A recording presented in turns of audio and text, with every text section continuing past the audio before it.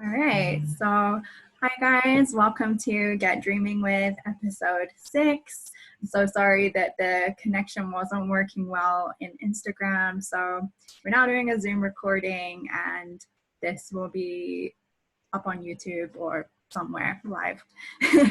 So today I've got with me Max Hunter, who is a lucid dreamer and an artist and a general consciousness explorer. He's interested in the brain, how it works, discussing the potentials of lucid dreaming for trauma healing, personal growth, understanding what it means to be a human. And over the last couple of years, Max has been sharing his journey in regards to transgender visibility and lucid dreaming with dissociative identity disorder.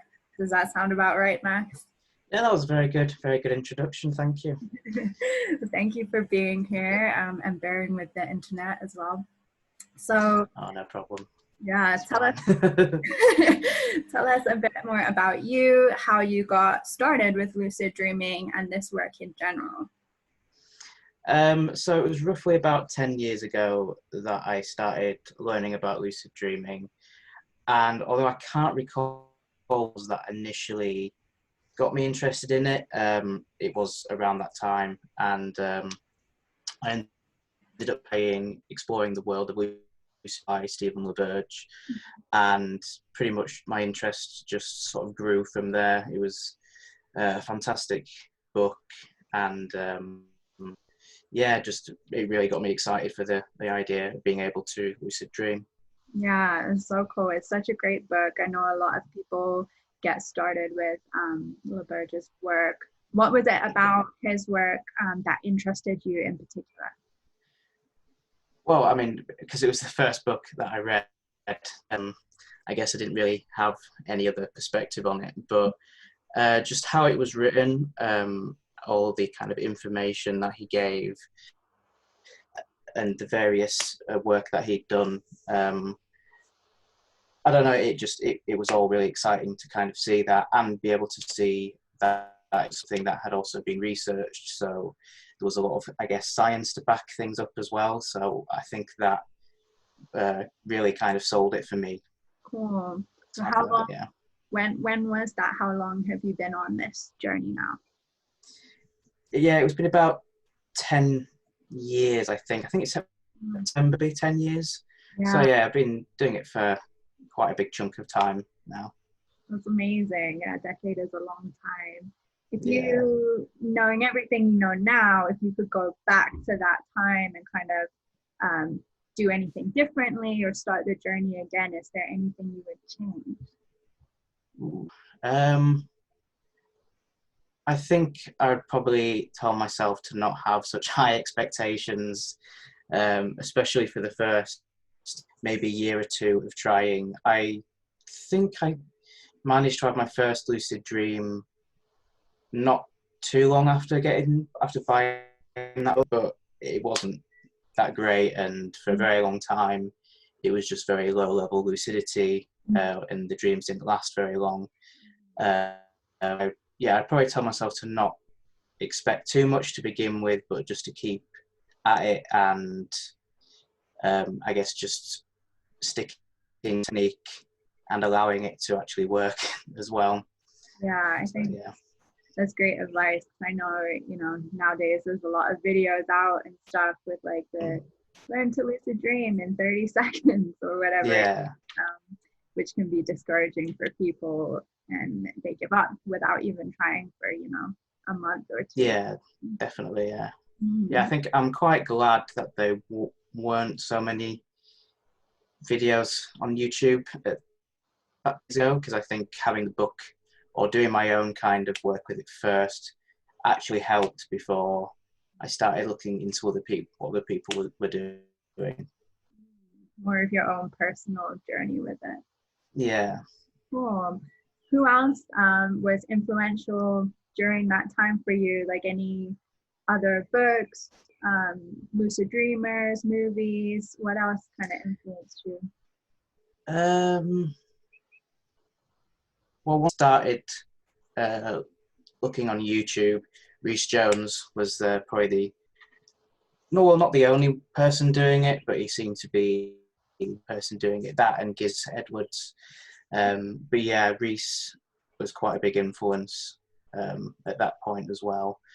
As far as books, I think after exploring the world of lucid dreaming, it was Robert Wagner's book, Gateway to the Inner Self. Yeah, and again, it was quite an interesting book to read. It was slightly different, Stephen LaBerge and his angle on it. But yeah, that was also quite a big book at that time as well. About films, I mean, Inception, that came out 10 years ago. I know that's quite one for lucid dreamers. Yeah, to be honest, I did like Inception, but I don't think it's as good as people remember it. But definitely a Hollywood style. Yeah. On the lucid dreaming field, right? Yeah. Gotcha. So tell us a bit more about any special routines that you use personally to do with lucid dreaming work. Do you have any rituals or particular things you do to keep up your practice? I usually, the thing that I tend to focus on the most really is just awareness and having good awareness practice during the day, which is something that I try and do anyway for my mental health, because I do dissociate a lot. So I've kind of got to be not constantly checking reality, but it's almost like something that I sort of second nature to me now. So, and that does kind of play into lucid dreaming, does help with that, which is pretty good. But no, I usually focus on 5 things, which is relaxation, awareness, oh God, I remember them, mindset, enthusiasm, and creativity, as being sort of the 5 things. Because again, whilst I was learning and there were so many techniques around, and that kind of gets all confusing, I sort of tried to find what each technique ultimately focused on, because even though there's a lot of techniques, when you kind of break it down, there's sort of the same principles. So that's what I found, like relaxation, obviously going to bed, relax, being able to have a good night's sleep is helpful. The awareness aspect, which I kind of think is the biggest aspect, just when it comes to reality checking and generally just being more mindful of things. And again, mindset, like if I'm not in the right mindset, it's not really gonna work. So sometimes you just have to kind of believe that it's going to happen and kind of force yourself to believe it a bit, because I think that goes a long way. So yeah, and just trying to be enthusiastic about it, and I guess keep it from getting boring, because I think one reason why when people get into it, the novelty does kind of wear off after a while, and you do kind of have to keep it going, really. Definitely. So, yeah. What do you use for reality checks? Like you said, there's so many different techniques of bringing in that awareness. What works for you in particular? Yeah, well, I don't tend to focus a lot on dream signs these days. I usually will just practice awareness whenever, because I think right now with my dreams, when I do become lucid, it just tends to be kind of that random awareness, I guess, because that's what I'm practicing throughout the day. So there's nothing that sort of triggers it off. I'm not looking for any dream signs or anything. But if I do reality check, I do tend to do the sort of finger through the palm. Yeah. Or usually tattoos as well, checking that they're still there. Yeah. Do they in your dreams, or like I've heard people can rub them off or stuff like that? Yeah, I think, well, I usually go for that one because I've never been able to dream in that much detail. So usually it might be the same shape, but Yeah. it'll not look anything like that, and that's usually kind of a giveaway that I might be dreaming. So Very cool. Love that. yeah. Tell us a bit more about, you said you dissociate, for people who might not know what DID is or what that means, to do that. Okay. With that, yeah. So when I was about 11 or 12, it's hard for me to remember. I started to hear voices, and to begin with, it kind of it felt like it was kind of coming from inside, and I couldn't really hear it, but it was kind of more like a thought. And then as time went on, it kind of became more matched and became like an audible voice that sounded just like another person speaking, which was quite frightening, really, at that age. But I guess I don't know. It's really difficult for me to even sort of remember anything from that period of time. But that was sort of a problem that was ongoing. And when I eventually sort of spoke to doctors about it, 'cause it took me a while to get to that point, no one was really sure what was going on. The first thing they kind of thought was maybe schizophrenia or some like a psychotic disorder. And I was that dealt with psychosis for quite a few years, but even they weren't really sure that was what I was experiencing. Yeah. And discharged from them, they gave me a working diagnosis of dissociative identity disorder. So it's not official, it's not on my records. I guess they weren't that confident with that diagnosis at that point. And it's quite a controversial diagnosis. A lot of people don't think it's real, and even for me, I sometimes feel like it seems like such an impossibility that it couldn't be real. But yeah, with dissociative identity disorder, it's basically what they used to call multiple personality disorder. And the thinking behind it is when you're younger, your identity, you don't really have a full sense of identity when you're younger. Yeah. You're still kind of building that. And that sort of solidifies sort of around 9-10 years old. But if something stops your personality from integrating, it kind of compartmentalizes into different parts of the brain. So like I'm very disconnected from my own thoughts, from my own feelings. It's just parts of the personality that I've kind of developed separately, I suppose, because they've never been able to come together. And that they say the reason that happens is through trauma, which for me I find, I suppose it's difficult because I don't really feel like I've been through anything traumatic as such. But then that's kind of the nature of it. I don't really have a lot of memories. There's a lot to it. But yeah, basically the voices that I was hearing, or that I do hear, I guess are parts of my full personality that haven't been able to eat. So they kind of, I experience them as separate from me, and they definitely feel separate from me, and kind of like they're their own person.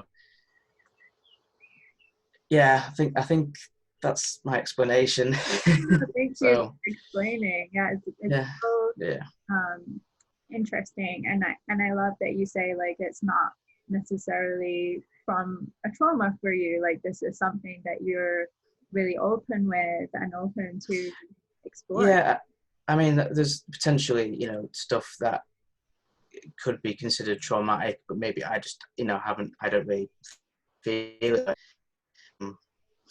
But yeah, either way, the sort of idea behind it is your sort of all experiences in childhood don't integrate into one full person, and you kind of bits of people, I guess. So yeah. I mean, I think ties into lucid dreaming work amazingly well, because certainly for me and a lot of the people I work with, when we're lucid and we're interacting with dream characters or parts of the dream, I definitely think of those things as possible unintegrated parts of myself, especially with nightmare work or that kind of thing. And I know you've done some exploration with these different parts of yourself whilst lucid, right? Yeah. I started doing that quite a few years ago because it was during this time where I'm really getting a lot of help, and even now it's quite difficult, mainly because if you go through the NHS, it's underfunded at the moment. We don't have a great deal of mental health support, especially around dissociative disorders, because again, there's not a lot of people really specialize in that or really believe that it exists. And it's also considered quite controversial because it's often seen as an American thing, that it's something that happens to in America but nowhere else, as if it's sort of, because the idea is that therapists sort of create DID in their patients by making them believe, and then it's all, for money, and so considered, I don't know, but yeah, so there's almost a reluctance there as well. But yeah, to sort of answer the question, I started trying to connect with these parts through lucid dreams, just to see if I could get any kind of clarity on why they were there, really. And the one voice or personality, or I still don't really know what, to be fair, Darren, he's been with me the longest now, and he was and is quite an angry person, and trying to really talk to him sort of when I'm awake and I can talk to him, he's always been very defensive and just never really willing to open up about anything or tell me why he's here. So I guess in a lucid dream that maybe I'd get a better answer because I'd be closer to my subconscious. I wasn't really sure, but I just thought maybe something would be different there. And yeah, with Darren, it was really interesting because when I was able to find him in a lucid dream and sort of speak to him, he was very different to how it's in waking life. So he wasn't really that angry. He was sort of scared a lot and seemed to just constantly be waiting for something bad to happen. And I kind of, it seemed a lot more vulnerable, which is a word that I wouldn't use to describe Darren at all. So that was really kind of odd. But I was able to sort of speak to him and ask him sort of what he represents or why he's there. And his answer was kind of along the lines of that he was there to protect me, to keep me safe, and that he kind of took my feelings of anger and sort of pain, and that's his job, I guess. And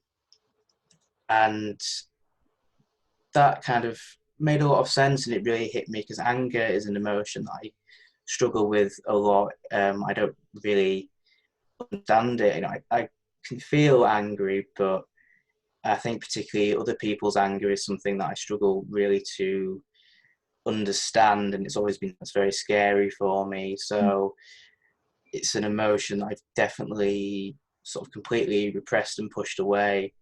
And that's kind of Darren's kind of formed from that. So yeah, I guess you could say that maybe he's the one that's holding all of the trauma or some of it, and maybe I just don't really fully understand what that is because I don't have the conscious memory of it. it's really difficult. You feel like you kind of, I don't know, like I'm split between people. Yeah. You know.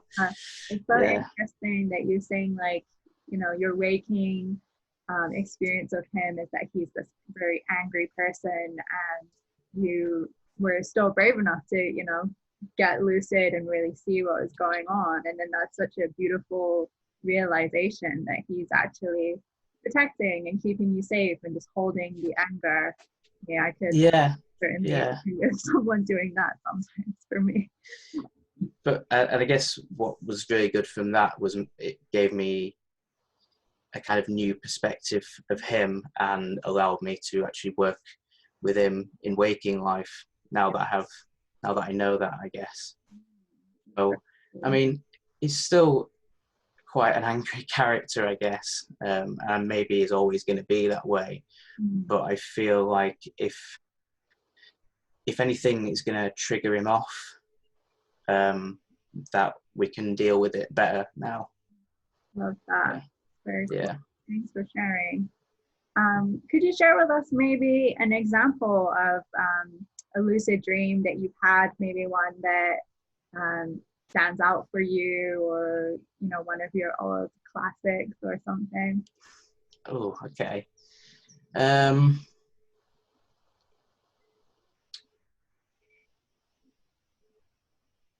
See, now I can't remember any of my dreams. It's hard to go through them, isn't it? Yeah. When you've got when you think of, like, where do you begin?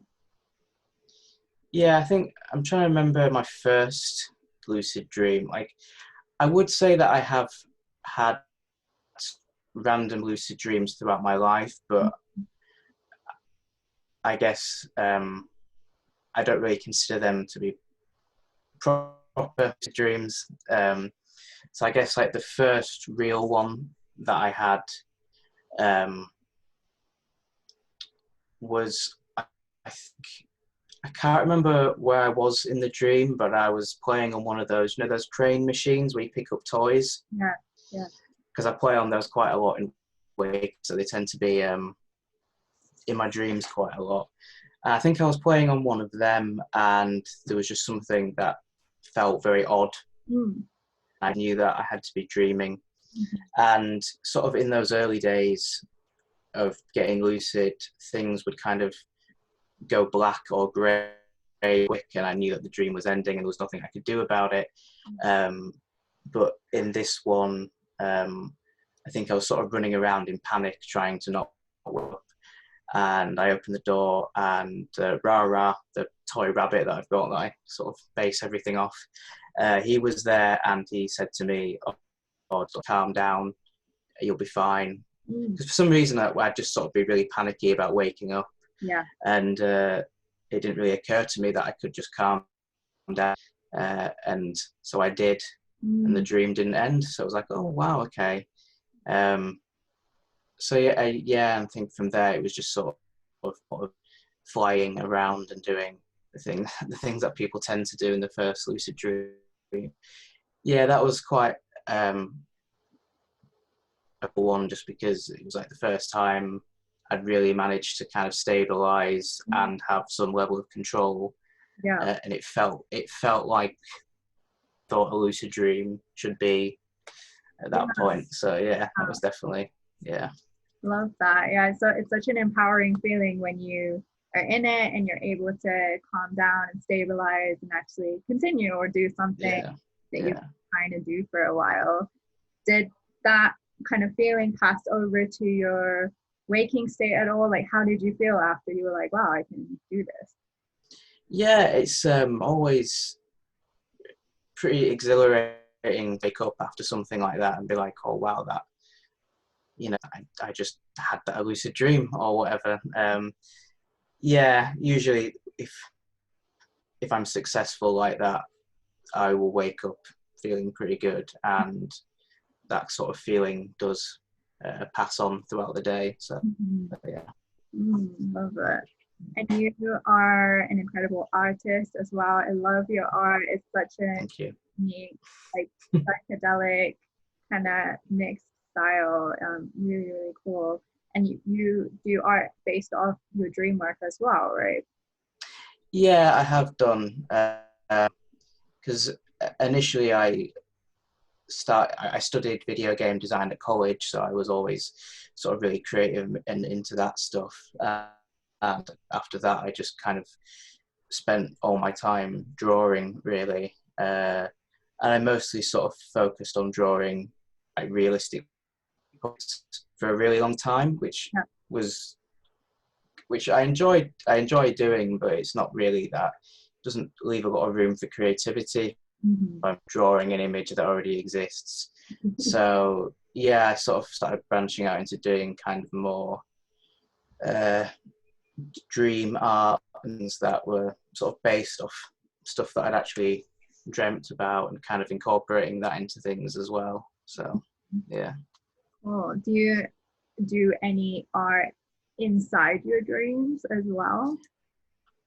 I don't think I've actually tried, or I might have done, but I mean, nothing is coming to mind instantly. But no, I haven't really thought about doing. Yeah, I think, well, because I'm doing it all the time when I'm awake. I'd rather not doing it in a dream. So working 24/7. Yeah. For sure.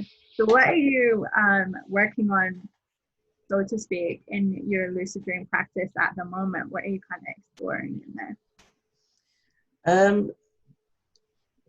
I'm kind of just enjoying letting it unfold and do its own thing, and to just kind of observe it, because I mean, it's always very tempting to try and control the dream and go off the narrative and do something else, but actually just enjoying the awareness of being in a dream and just letting it do its own thing and seeing what happens and just consciously observing it is actually quite fun to do as well. Yeah. I'm actually think I prefer that more, trying to control it really at the moment. Yeah, just like consciously letting the story unfold. Yeah. It's interesting to see what my mind's conjuring up alongside me being sort of conscious of it. Yeah. Love that. Cool. We have a question from one of your followers, Ed Butler, who has asked, bless Ed. Do you have any advice for people returning to lucid dreaming after a breakdown?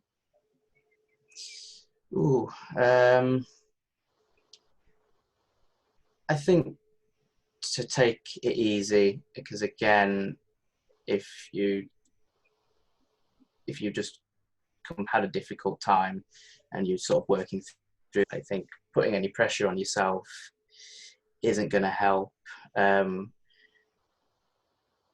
think focusing on your dream journal is always the best place to start, really, and getting a good kind of fair dreams written down there. Because definitely, if I get lazy with dream journaling, that has a massive impact. So just making sure you have at least one dream written down a night, or even if you can't manage a full dream, just any kind of detail or keywords. And just getting back into doing that, I think, is definitely a good first step. And again, just don't have any sort of major expectations, just let things happen as they happen, really. You obviously have tried that kind of healing process, personal growth process with GID. How about with anything else? Like, what else have you been able to use it for? It has definitely helped with just overall depression and anxiety. Sometimes I've sort of been able to go into that dream space and again try and ask the dream to show me what is going on in my life at the moment that might be causing those feelings. Sometimes I abstract and I'm not sure if that's a real answer. But other times, you know, it does kind of give you something a bit more tangible to work with. Yeah. Or even that, even if you're not approaching it from that angle, just I don't know, being able to have some as well, I think, in a dream space, and just sort of being able to relax and just have a nice experience can do wonders, really, you know. Oh, definitely love that. Yeah. And I think it's so powerful for, you know, depression or anxiety or working through any waking life issues as well, and being open about it, being in a kind of community with dreamers too can be nice. That's my next question. So you are transgender, you promote transgender visibility, which I love. It's amazing. Obviously in the dream, or in lucid dreams and regular dreams, actually, I've had many experiences where I've been a different gender. How is that for you? Well, this was another thing that I did in the early days of lucid dreaming. I mean, I think I came out trans possibly 11 years ago, so it was before I started dreaming. And at that point, it was more, I realised how I felt about my gender. I'd kind of come to terms with but I mean, it takes quite a long time to actually medically transition. It's not a straightforward thing, especially now. The sort of waiting lists to actually get seen are ridiculously long. From my initial referral to getting testosterone was a process that took maybe 2 to 3 years. Oh my God. Yeah, for various different reasons, but yeah, it's not as straightforward as just going and saying, "Oh, I feel like this," and you get that. It's actually quite a big process to go through. But kind of in that period of waiting around, being able to sort of lucid dream and experience life in sort of body that I wanted, and to interact with dream characters, just as male, and just having that space. And it also helps me to kind of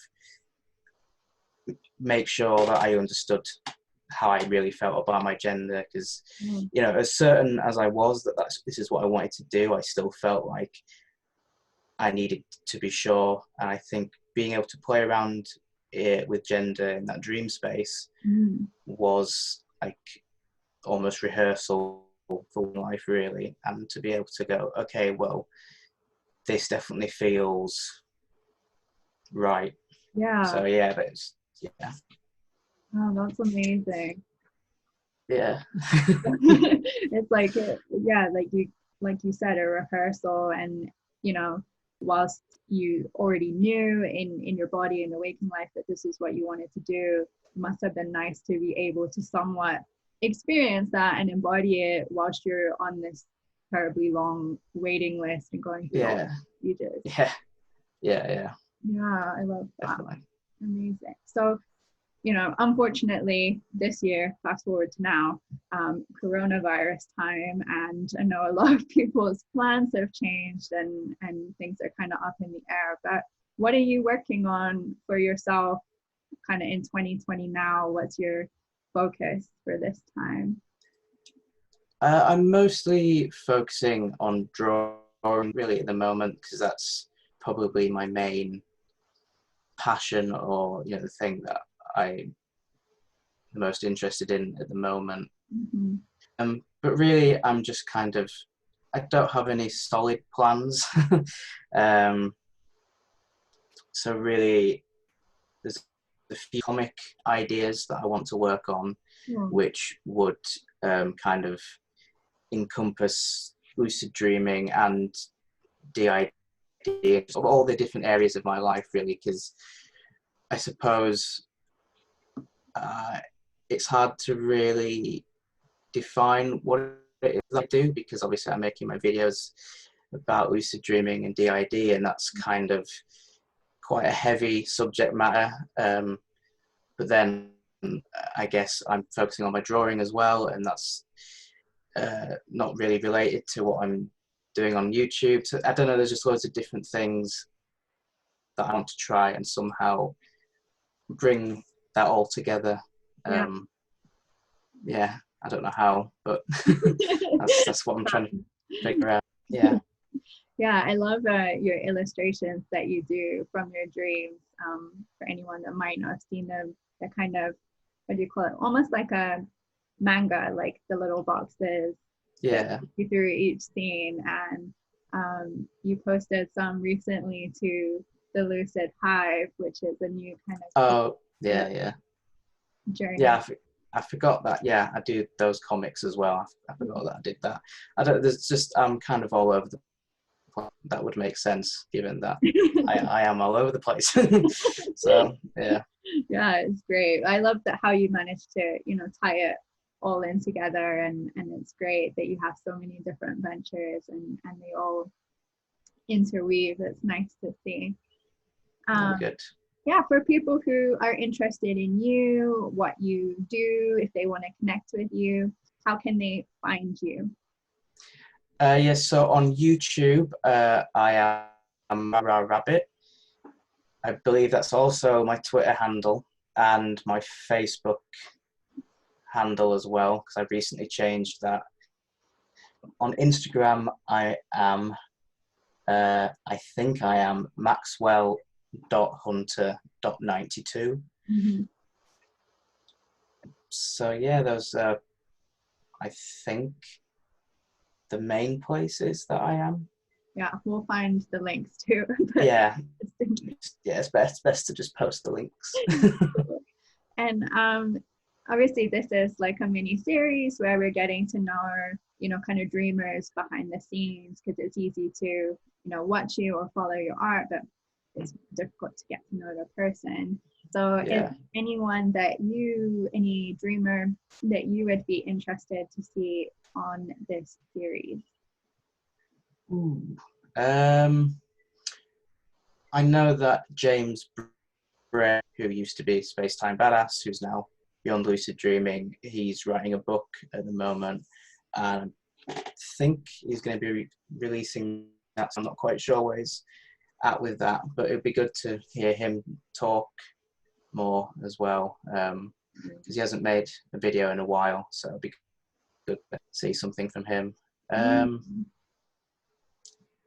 don't know who else, who you haven't already spoken to. It'd be pretty cool if you could get Daniel Love to agree to. Controversial episode. Yeah, if you could get Daniel Love, that would be easy.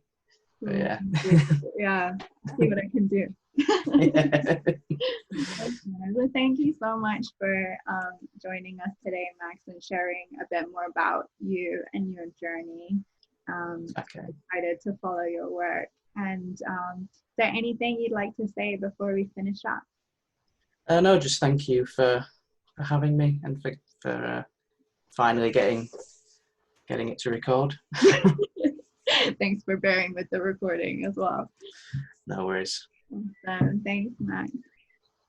Okay, thank you.